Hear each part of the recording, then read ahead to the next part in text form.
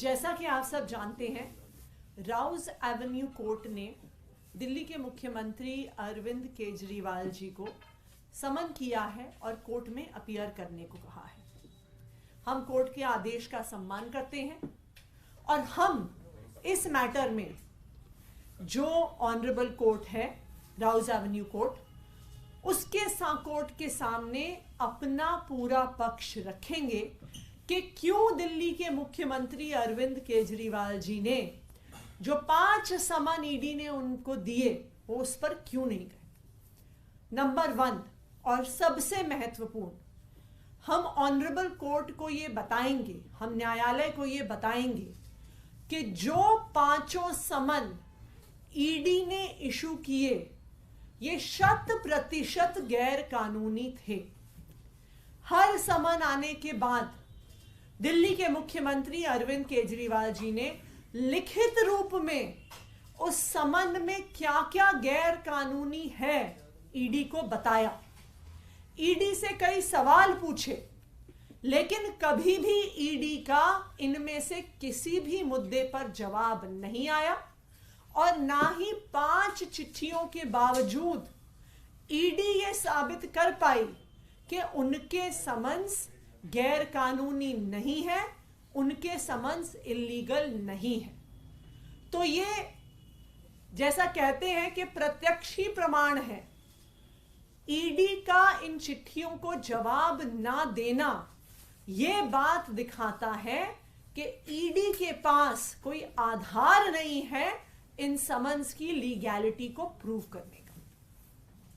दूसरी बात, हम राउज एवेन्यू कोर्ट को यह भी पूरा सीक्वेंस बताएंगे कि किस तरह से पहले Bharatiya Janata party press conference करती है। प्रेस कॉन्फ्रेंस में कहती है कि अरविंद केजरीवाल जेल जाएंगे। भारतीय जनता पार्टी ये कहती है कि ईडी अरविंद केजरीवाल को अरेस्ट करने वाली है और भारतीय जनता पार्टी की प्रेस कॉन्फ्रेंस के तुरंत बाद ईडी का समन आ जाता है। ये क्या दिखाता है? ये दिखाता है कि ये समन किसी लीगल आधार पे नहीं भेजा जा रहा, ये समन किसी जांच के लिए नहीं भेजा जा रहा, ये एक राजनीतिक साजिश है जिसके तहत ये कोशिश की जा रही है कि दिल्ली के मुख्यमंत्री अरविंद केजरीवाल जी को ईडी के ऑफिस बुला के अरेस्ट कर लिया जाए। ऐसा कैसे हो जाता है कि एक दिन भारतीय जनता पार्टी की प्रेस कॉन्फ्रेंस होती है, उसके अगले दिन एक समन आ जाता है। भारतीय जनता पार्टी की दूसरी प्रेस कॉन्फ्रेंस होती है, उसके बाद दूसरा समन आ जाता है।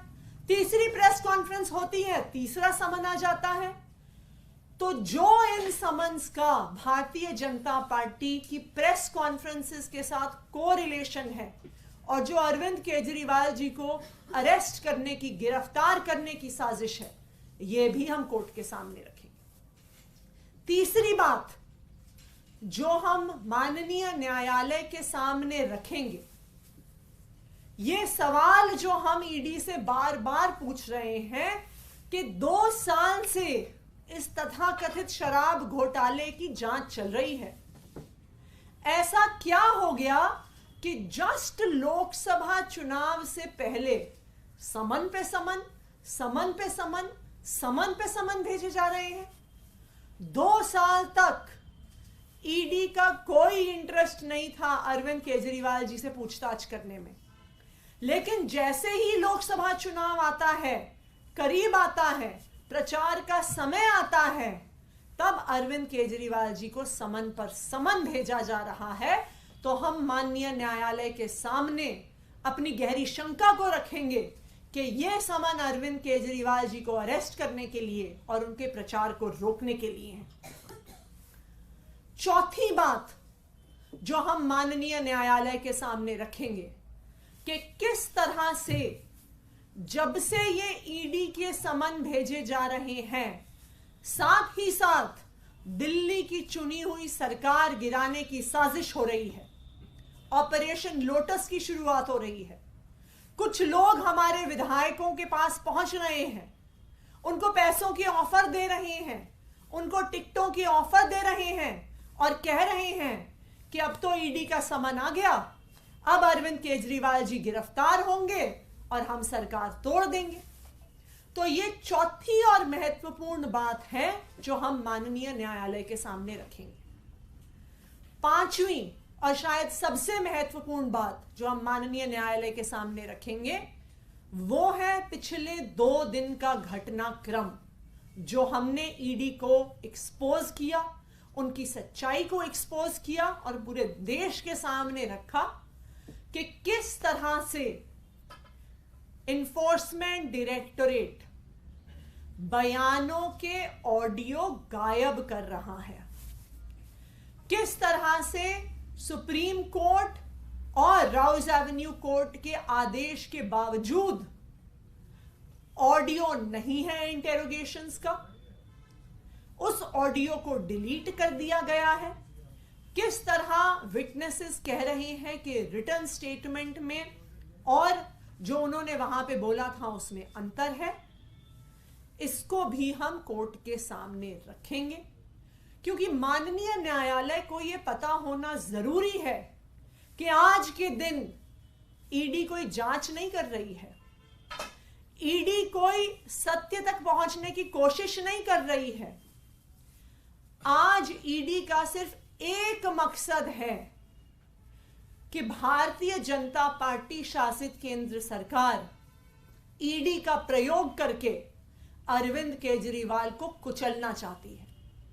आज ईडी का प्रयोग करके अरविंद केजरीवाल की सरकार को बदनाम करने की कोशिश है, अरविंद केजरीवाल को गिरफ्तार करने की कोशिश है और अरविंद केजरीवाल को किसी ना किसी तरीके से उनको राजनीतिक तौर पे खत्म करने की कोशिश है।